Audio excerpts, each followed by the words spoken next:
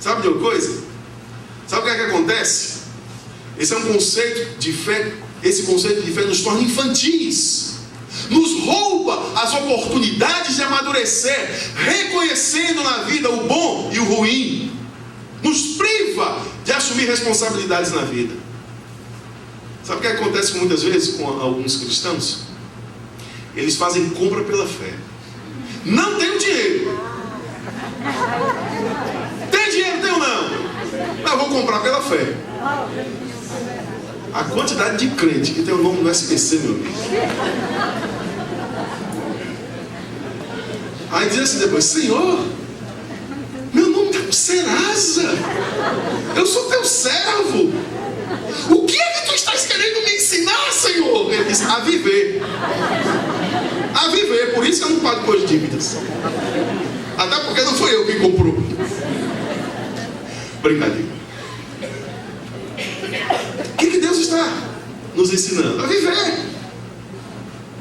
Porque é uma questão não de fé, é uma questão de má organização. Agora, se Deus chegar para você e disser para fazer, é outra história. Mas é porque tem gente que avança, né? Não, eu não vou pedir perdão para minha mulher. Deus é quem vai consertar meu casamento. Que conversa! Deus não vai consertar teu casamento se você não tomar as atitudes certas. Mas essa fé positivista, ela quer isso. Interessante. Um dia desse tinha um pastor que queria dar um seminário sobre finanças aqui na igreja.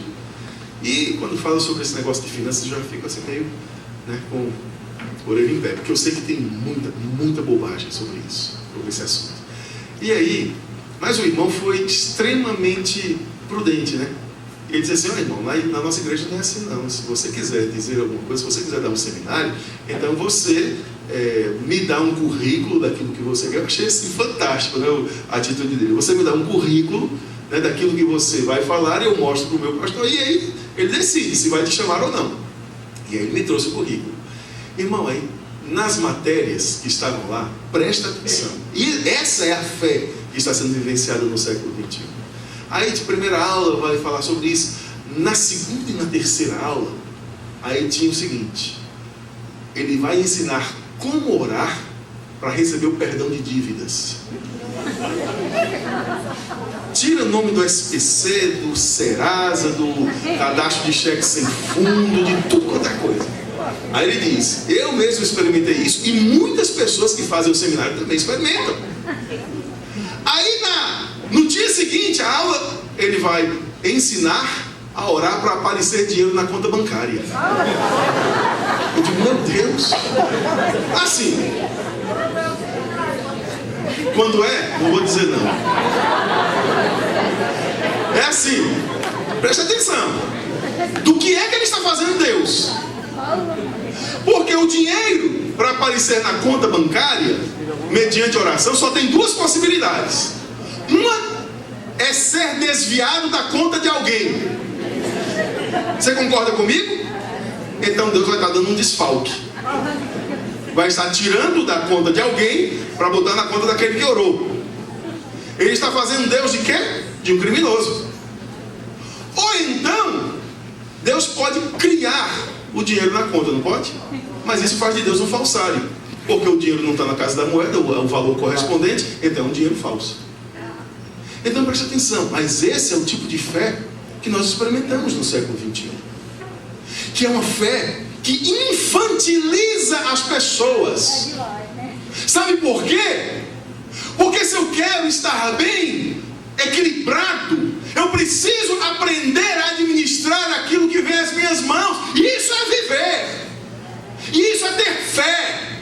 Eu preciso aprender os meus limites e os meus potenciais.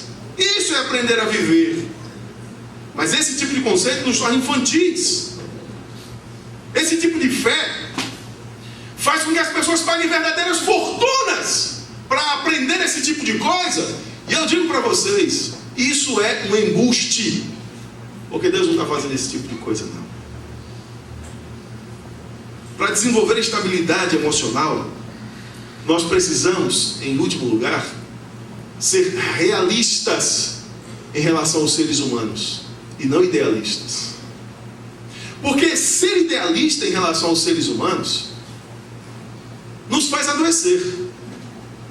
O que é que eu estou querendo dizer com isso? É o seguinte, é que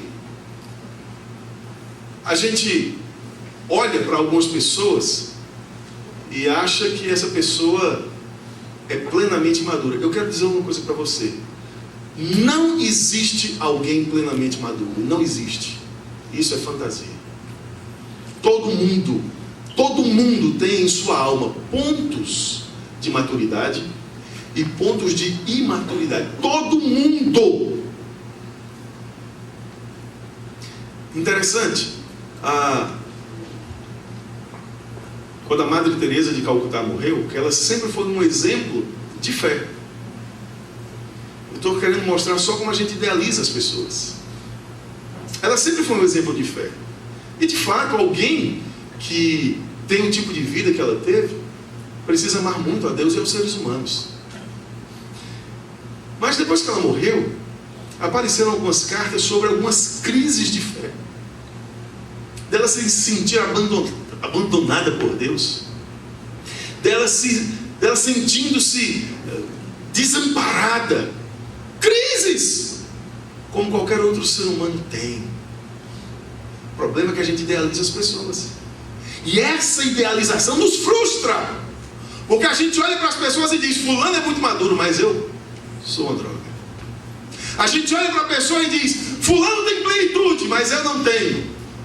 Isso é uma falácia, porque todos os seres humanos têm maturidade em maior e em menor grau, e têm imaturidades em maior e em menor grau. Portanto, para desenvolver estabilidade emocional, nós precisamos ser realistas e não idealistas em relação aos seres humanos. Ora, essa ideia, essa fantasia da maturidade plena, nos deixa envergonhados, nos deixa retraídos diante dos outros. A gente acha que aquela pessoa é tão madura que a gente fica assim, meio sem jeito de até falar perto dela. Por quê? Porque é tão maduro e eu sou tão assim, meio meninão e tal. E o que está acontecendo? Eu estou aprendendo o caminho da desvalorização pessoal. Porque eu estou apenas idealizando as pessoas. Nós desenvolvemos a tendência, portanto, de esconder os nossos defeitos por medo de sermos rejeitados. Isso é o espírito da religiosidade. E isso atrapalha o nosso crescimento, a nossa maturidade, porque negamos muitas vezes, mentimos sobre a nossa real condição. Mas tranquilize o seu coração, porque na Bíblia nós vemos que os santos de Deus também tinham imaturidades. Ou você quer dizer para mim que Jonas foi alguém plenamente maduro quando se negou a ir para Nínive? Não foi. Por que ele não foi? Porque Jonas negou-se a ir para Nínive por medo dos fantasmas do passado.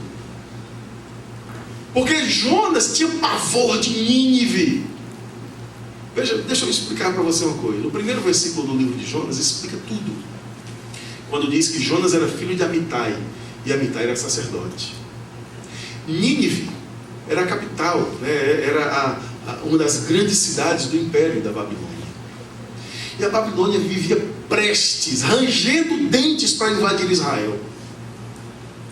E Jonas cresceu. Isso foi durante anos e anos e anos.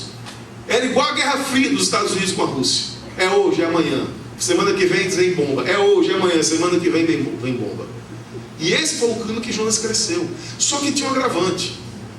É porque quando um exército invadia uma nação, 3 famílias eram executadas sumariamente.